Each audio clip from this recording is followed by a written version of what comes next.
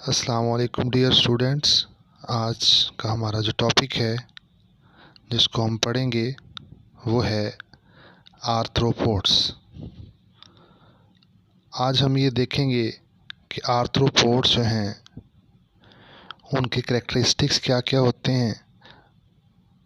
उसके बाद हम देखेंगे कि उनका जो एवोल्यूशनरी पर्सपेक्टिव है कि उसका दूसरे एनिमल्स के साथ, दूसरे इनवर्टिब्रेट्स के साथ क्या रिलेशन है, कैसे एवोल्यूशन हुई, और फिर हम देखेंगे इनकी क्लासिफिकेशन। तो सबसे पहले जब हम देखते हैं तो इसकी जो बॉडी स्ट्रक्चर है ये बाइलेटरल सिमेट्री शो करवाता है। बाइलेटरल सिमेट्री का मतलब ये होता है कि अगर हम उसको एक्सिस से हम लाइन ड्रॉ करें तो वो उसको 2 इक्वल हाफ्स में डिस्ट्रीब्यूट कर दे। इसके बाद सेकंड है कि ये ट्रिप्लोब्लास्टिक होते हैं। इट्स मीन कि ये 3 जर्म लेयर्स जो हैं उनसे मिलकर बनते हैं, एक्टो, एंडो और मेसोडर्म से। ये हर जगह पाए जाते हैं, वाटर है, सॉइल है, लैंड है, तो हर जगह इनकी प्रेजेंस होती है। इसके बाद हम देखते हैं तो ये इनका जो नेम है वो इनकी जॉइंटेड लिम्स की वजह से पड़ा है। आर्थ्रो मीन होता है जॉइंटेड और पोड्स हम कहते हैं फुट को। तो इनके जो लिम्स हैं वो जॉइंटेड होते हैं।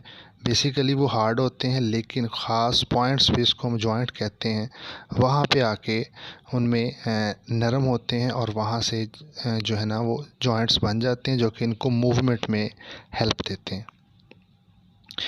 इसके बाद हम देखते हैं तो इनकी जो बॉडी है वो 3 हिस्सों में, सेगमेंट्स में हम उसको डिवाइड करते हैं, हेड, थोरैक्स और एब्डोमेन में। तो ये जो थे वो कुछ आर्थ्रोपोड्स के करैक्टर्स थे जिसको हमने पढ़ा कि इनकी जो सिमेट्री है वो बाइलेटरल है, इनकी ट्रिप्लोप्लास्टिक एनिमल्स हैं, हर जगह पाए जाते हैं, जॉइंटेड लिम्स होती हैं, और इसके बाद हमने कहा कि ये हर जगह पाए जाते हैं। इसके बाद नेक्स्ट करैक्टर हम देखते हैं तो नेक्स्ट करैक्टर जो है ना, one of the most important character है इस ग्रुप का, वो है एक्डाइसिस और मोल्टिंग। एक्डाइसिस और मोल्टिंग क्या होती है, क्योंकि आर्थ्रोपोड्स का जो स्केलेटन है वो एक्सोस्केलेटन है, सो इसलिए इन्हें अपना जो स्केलेटन है उसकी पीरियोडिक शेडिंग करनी पड़ती है ताकि साइज़ में ग्रो कर सकें। और one of the most important जो फिनोमिना है एक्सोस्केलेटन में वो है एक्डाइसिस का। एक हार्मोन होता है एक्टाइसोन जिसकी मदद से ये अपना पुराना जो शेल होता है उसको चेंज करते हैं और उसकी जगह पे नया जो होता है उसको रिप्लेस करते हैं, जिसको हम कहते हैं, जब उसने ग्रो करना होता है उसको कहते हैं हम लोग एक्टाइसिस। इसके बाद नेक्स्ट इसका करैक्टर आता है दे शो मेटामरिज्म। इट्स मीन कि इसकी बॉडी जो होती है वो सेगमेंट्स में कन्वर्ट होती है। और इसके बाद एक और फिनोमेना, इसको हम कहते हैं टैगमेटाइजेशन। और इसमें क्या होता है कि मेटामरिज्म में जो सेगमेंटेड बॉडी है, अब हर सेगमेंट जो है वो स्पेसिफाइड होता है हर अपने फंक्शन में। कुछ पार्ट्स जो हैं, कुछ सेगमेंट्स जो हैं वो फीडिंग के लिए होते हैं, कुछ सेंसिटिव इंफॉर्मेशन के लिए होते हैं। सो इसको हम कहते हैं टैगमेटाइजेशन। सो ये दो बहुत इंपॉर्टेंट फिनोमिनाज हैं जो कि आर्थ्रोपोड्स में होते हैं। इसके बाद इनका जो सर्कुलेटरी सिस्टम है वो ओपन सर्कुलेटरी सिस्टम होता है, यानी कि जो इसका ब्लड है वो टिश्यूज़ की जो स्पीसीज़ हैं जिसको हम हेमोसील कहते हैं वहाँ पे आके ओपन होता है और वहीं से वो ऑक्सीजन वगैरह का एक्सचेंज करता है। इसके बाद इसका जो डाइजेस्टिव सिस्टम होता है वो कंप्लीट डाइजेस्टिव सिस्टम आर्थ्रोपोड्स में पाया जाता है। तो हमने देखा कि इनमें एक्डाइसिस होती है, मेटामरिज्म शो करवाते हैं, और मेटामरिज्म के बाद इनमें एक और फिनोमेना जिसको टैगमेटाइजेशन कहते हैं। इनका जो सर्कुलेटरी सिस्टम है वो ओपन होता है और डाइजेस्टिव सिस्टम जो है वो कंप्लीट डाइजेस्टिव सिस्टम है।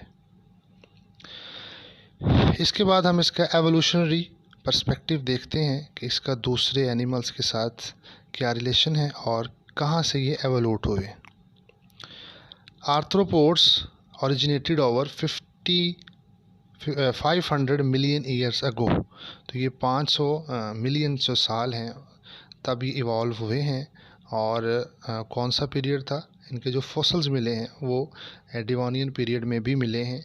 सो इससे ये अंदाज़ा लगाया जा सकता है कि ये कितना पुराना जो है ना वो फाइलम है। एक्सटर्नल स्ट्रक्चर स्केलेटन अगर हम उसका देखें, सेगमेंटेड बॉडी देखें और जो जॉइंटेड अपेंडेजेस हैं, हम इसकी मदद से हम उसको क्लियरली विजिबल होता है कि इसकी एवोल्यूशन के जो हम स्टेप्स हम देखते हैं तो इनकी मदद से हम उसको एवोल्यूट करते हैं, कंक्लूड करते हैं कि किस तरह उसकी एवोल्यूशन हुई है। इसके बाद हम देखते हैं तो आर्थ्रोपोड्स का जो क्लोजेस्ट जो फाइलम है उसमें एनिलिड्स आते हैं।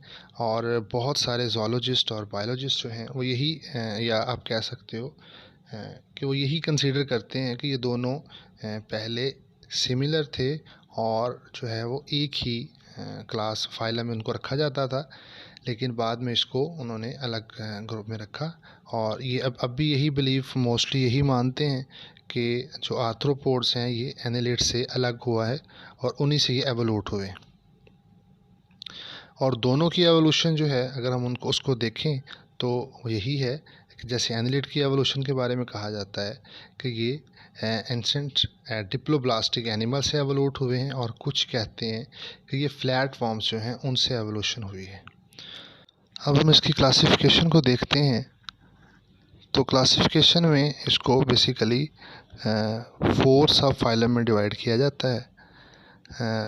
कैलिसिराटा, क्रस्टेशिया, ट्रिलोबिटोमॉर्फी और यूनिरामिया। तो जब हम बात करते हैं कैलिसिराटा, क्रस्टेशिया और यूनिरामिया, तो ये तीनों जो हैं इनके जो स्पीशीज़ हैं वो प्रेजेंट हैं, और ट्रिलोबाइटोमॉर्फी जो है वो एक्सटिंक्ट हो चुका है। हम इसको आगे डिस्कस करते हैं। तो सबसे पहले हम बात करते हैं सब फाइलम कैलिसिराटा। इनकी जो बॉडी है इनको हम 3 हिस्सों में डिवाइड करते हैं, प्रोसोमा, ओपिस्टोसोमा और तीसरा क्या आता है कैलिसरी। तो इसकी वजह से ही हम इसको कैलिसिराटा का नेम देते हैं। और जो फीडिंग स्टेज है वो फीडिंग जो ऑर्गन है कैलिसीरिया है, इस वजह से हम इसको कैलिसिराटा कहा जाता है। हम इसको आगे फर्दर 3 क्लासेस में डिवाइड करते हैं, मिरोस्टोमेटा, आर्किनिडिया और फाइक्नोगोनिडा। सो ये इसकी 3 क्लासेस हैं जिसको हम आगे डिस्कस करते हैं। सो सबसे पहले हमारे पास आती है मिरोस्टोमेटा। ये टोटली मरीन एनिमल्स हैं और इनके पास जो रेस्पिरेटरी ऑर्गन है उसे हम कहते हैं बुक लंग्स। बुक लंग्स जो हैं इनको बुक लंग्स क्यों कहा जाता है, क्योंकि जब ये क्लोज़ होते हैं तो ये बिल्कुल ऐसे ही लगते हैं। इनकी जो शेप है वो बिल्कुल ऐसे लगती है कि जैसे ये बुक होती है। तो इसकी जो 2 स्पीशीज़ हैं, हॉर्सशू क्रैब्स और सब क्लासेस जो हैं, और जाइंट वाटर स्कॉर्पियंस जो हैं, इसमें हम इसको सब क्लासेस की 2 आती हैं।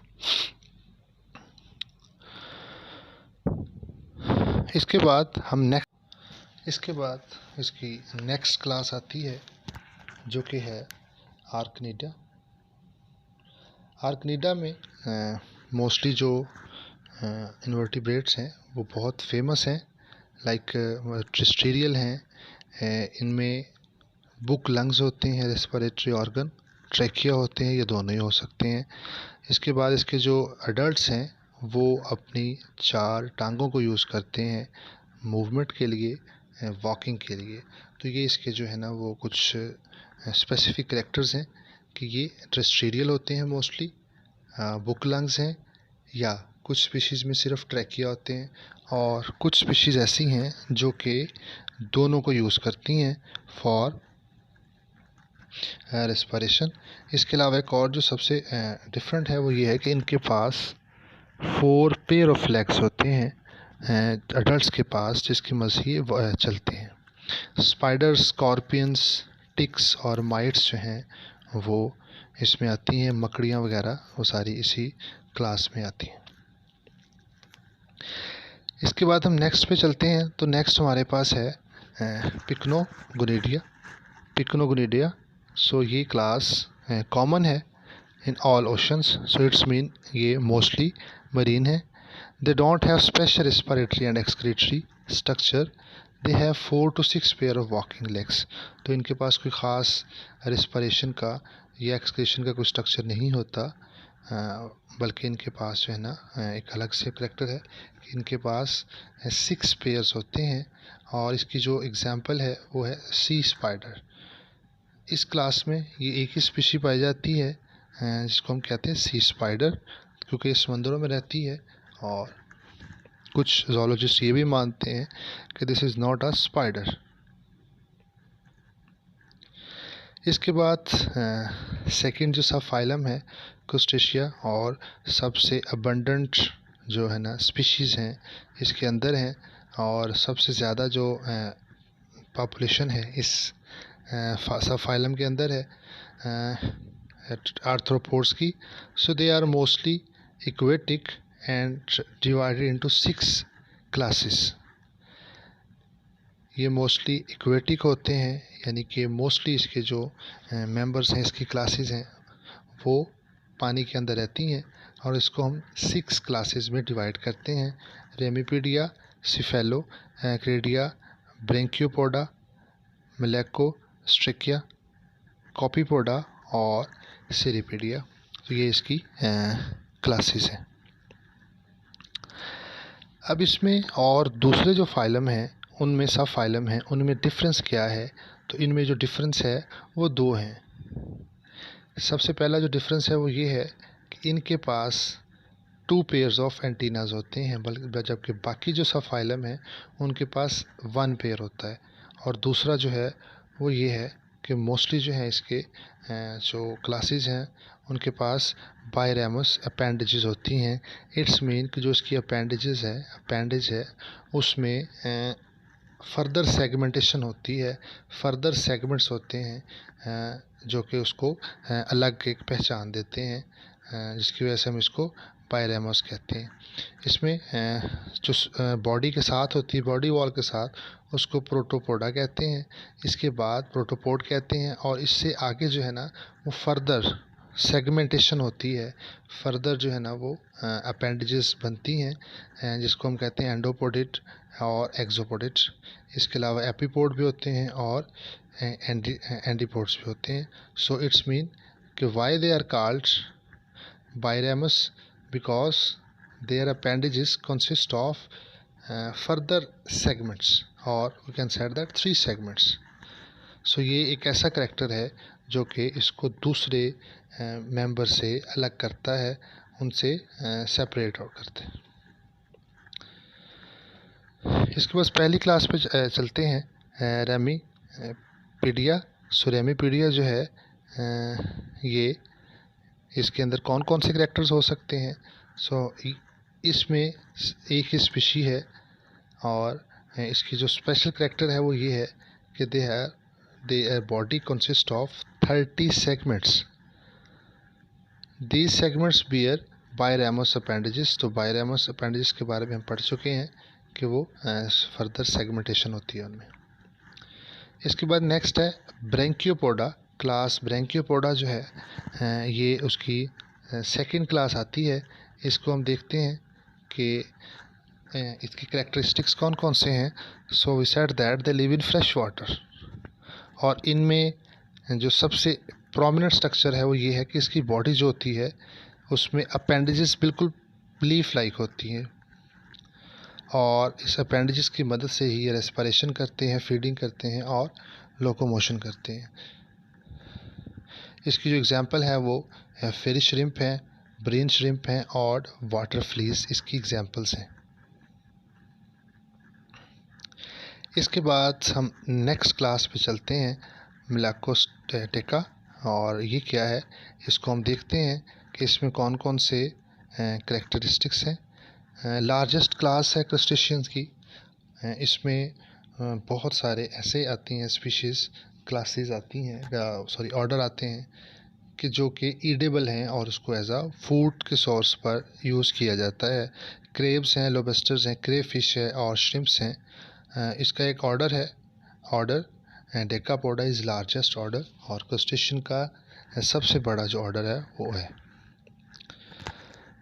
इसके बाद हम देखते हैं कि जो इसकी डिफरेंट स्पीशीज़ हैं वो किस तरह यूज़ करती हैं वॉकिंग के लिए या स्विमिंग के लिए। तो श्रिम्प्स जो हैं वो पिलोपोड्स को यूज़ करते हैं स्विमिंग के लिए। Lobster, crabs and cray fishes जो हैं वो क्रॉलिंग करती हैं। तो इसके बाद इसकी जो बॉडी होती है वो मस्कुलर होती है, लेकिन नीचे से कंप्रेस्ड होती है। इसके बाद हम चलते हैं इसकी नेक्स्ट क्लास जो कि है कॉपीपोडा। तो कॉपीपोड जो हैं उनमें कौन कौन से कैरेक्टर हैं। Some are most abundant, possesses cylindrical body, cylindrical body होती है, और एक ऑसिलस होता है जिसको हम कहते हैं कि जो आइज़ हैं they are evolve from ocellus. First antenna इसको यूज़ करता है स्विमिंग के लिए, और इसके बाद जो उसके अपेंडेजेस एब्डोमेन है वहाँ पे कोई अपेंडेजेस नहीं होता। इनकी जो डाइट है मोस्टली ये प्लैंक्टोनिक होते हैं, और प्लैंक्टोनिक जो फ्लोटिंग एनिमल्स हैं उन पे ये फीडिंग करते हैं। कुछ प्रेडेटर्स भी हैं और कुछ जो है वो सबस्ट्रेट के साथ मिल के रहते हैं। और इसके बाद जो सबस्ट्रेट के साथ मिल के रहते हैं वो क्या करते हैं, वो फ़िल्टर फीडिंग करते हैं और वो अपने मैक्सिला को वो यूज़ करते हैं। इसके बाद जो हमारे पास लास्ट सब फाइलम है यूनिरिमिया, हम उसको देखते हैं। Their head have one pair of antenna, तो इसके हेड पे एक एंटीना होता है, पेयर होता है, यानी कि दो जो है ना वो एंटीना होते हैं। इसके बाद हमने कहा कि they have one pair of mandibles and then their all appendages are uniramous. It's mean इसमें बायरेमस नहीं होते, अपेंडेजेस जो हैं वो आगे सेगमेंटेड नहीं होते। इट इंक्लूड्स इंसेक्ट्स, तो इस ग्रुप में जो है ना वो इंसेक्ट्स आते हैं। सो ये था हमारा आज का लेक्चर।